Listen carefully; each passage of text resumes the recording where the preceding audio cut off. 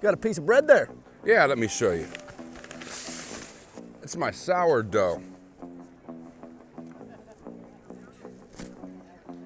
So good. Welcome to George Washington's Mount Vernon, which is owned and operated by the Mount Vernon Ladies Association. And we're excited to be participating again in Revolutionary War Weekend. So join us for another Lesson on the Road.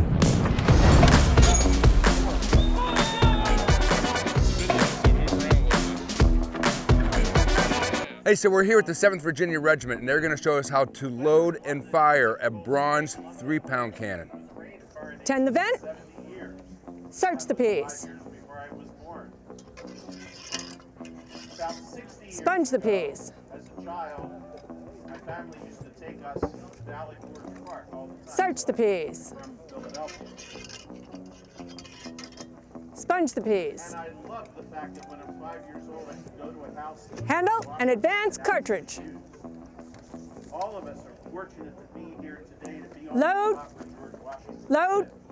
and the house that he not only lived in but also Ram. largely designed is preserved here. So it really is a special day. Pick and prime. 145 years ago, right this minute, May the 6th, 1778, George Washington was at the Valley Forge encampment, and they were having a huge celebration. Make ready. News had arrived that France Give. recognized American independence. and Fire. declared war on Boom. Britain. And that's Tend the why vent. it had already Search the been peas. trusted Thank you so much for having an interest in artillery from historic artillery. So some of the implements that we would use would be very small scale. a solid shot. So you can see it's on a little wooden dowel, and you would have a solid shot. This would not be exploding. So when you would put the powder in and put this in, it would go out and it would disrupt the line of the enemy. If the enemy was coming closer, I would want to use what we call Grapeshot.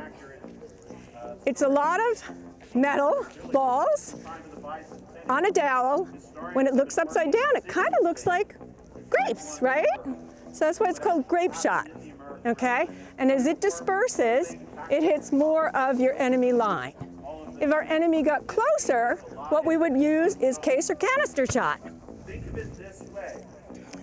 And that kind of looks like a soup can. It's got a lot of irregular shaped musket balls, but as this would shoot off, it's sort of like the machine gun of the day.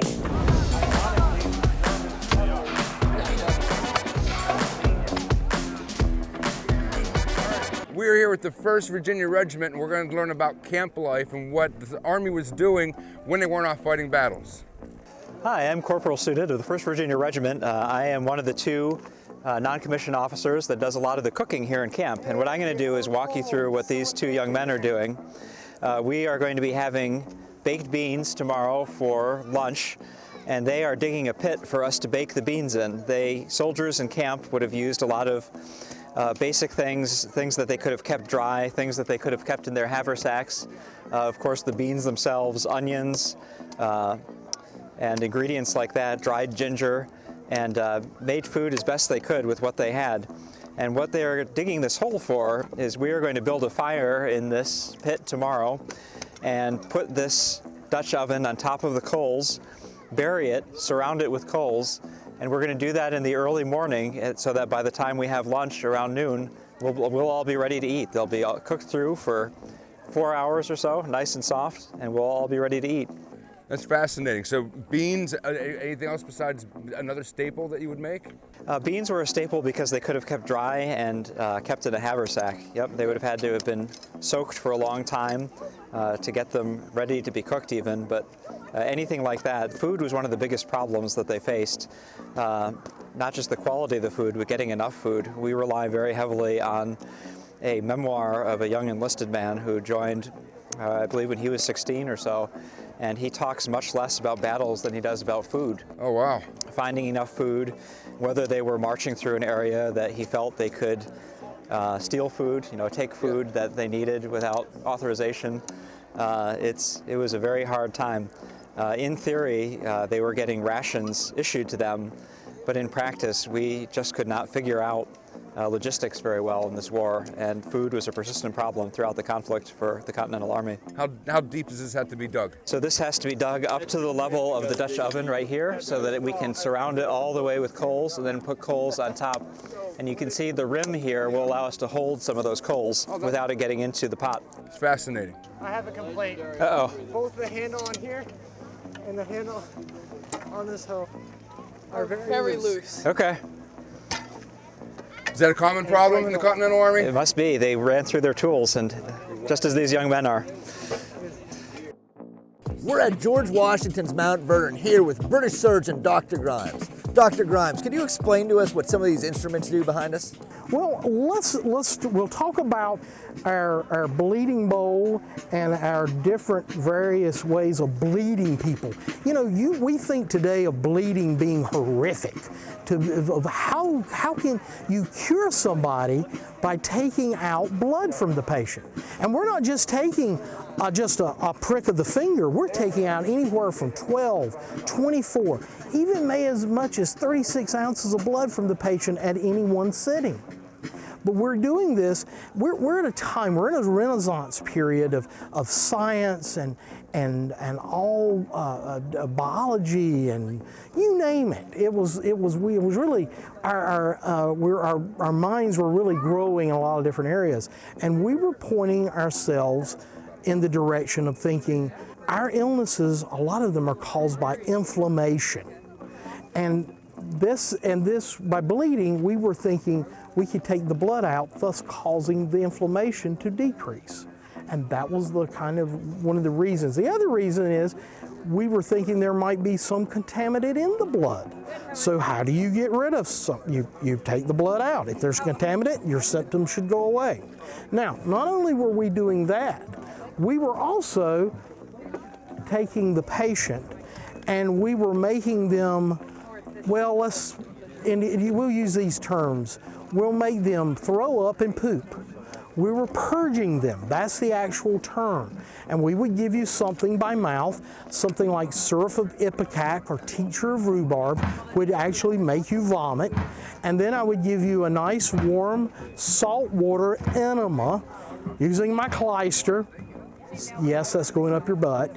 But we give you this, we give this and make you vacate your bowels. So in essence, we're cleaning you out from top to bottom. If the symptoms go away, we've done our job.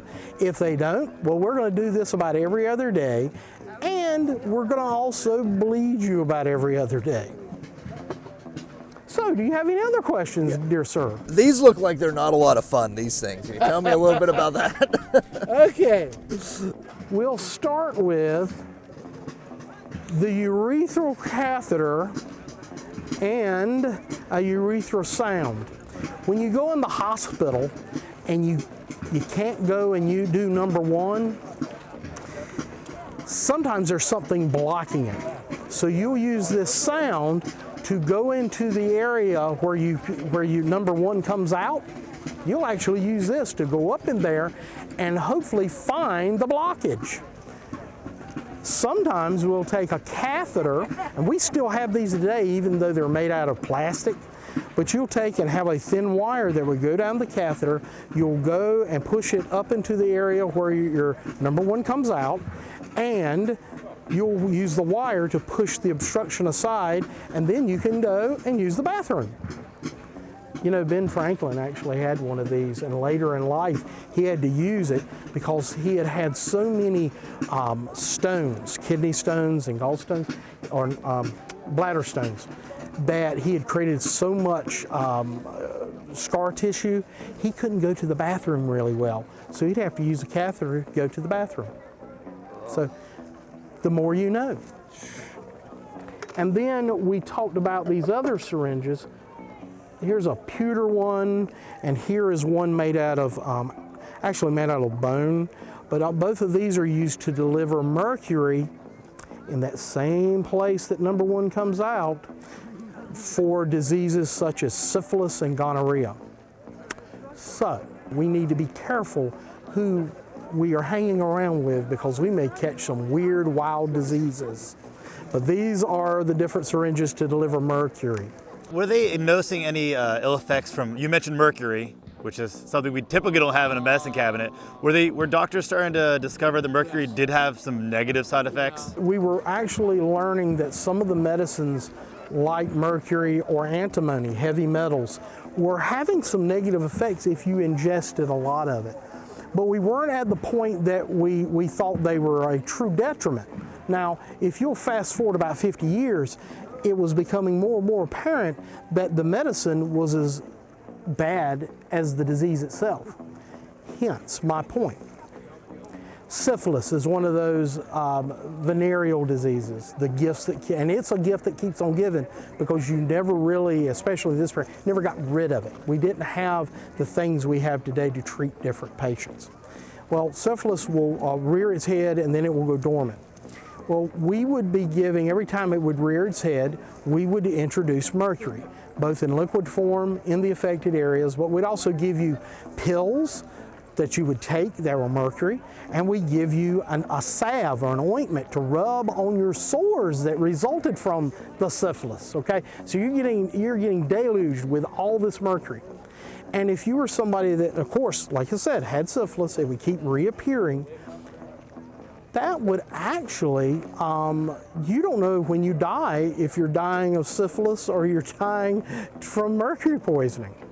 And we could not tell what actually killed you until we dissected your skull and we saw how the syphilis would eat away at your cartilage. And a lot of times the syphilis, if you had long-term syphilis exposure, it would eat away and eat away at your ears. You wouldn't have ears, you wouldn't have a nose, and you would wear, you know, these funny glasses that have the fake big noses. Well, that was actually something they would make, and they would make a small, usually a nose out of silver or pewter, but usually silver, and you would wear that to give yourself a nose. Otherwise, you just have a hole there. Wow. Well, thank you so much for all gentlemen. your help today. Thank you very much. And please feel free to stop later, and if you've not been inoculated, we'll inoculate you for the smallpox.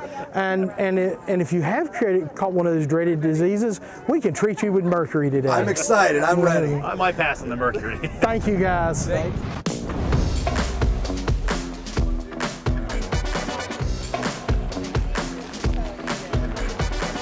I'm sitting under a fly with two women who follow the 1st Maryland Regiment. This is Susan and this is Pam. And I know that we don't have a lot of time. I like less than 5 minutes, I'm told, because the 1st Maryland's gonna be coming back, and I understand if they don't get their food very quickly, then they're going to be grouchy. They get very nasty. They get really nasty. Yes. All right, so what is your role? How do you support the 1st Maryland Regiment?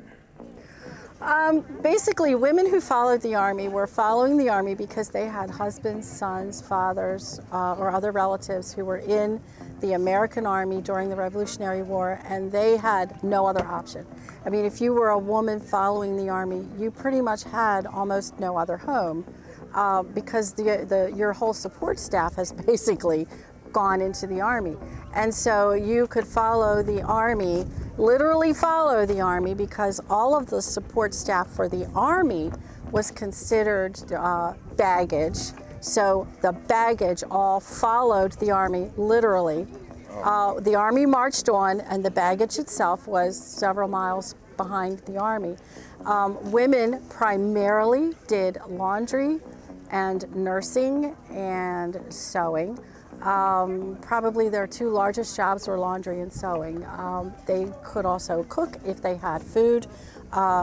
It depends on the circumstances, because typically the Army's had Important to their own remember kitchens. too that they have kids along with them. Usually, families, yes, children young are with children. them.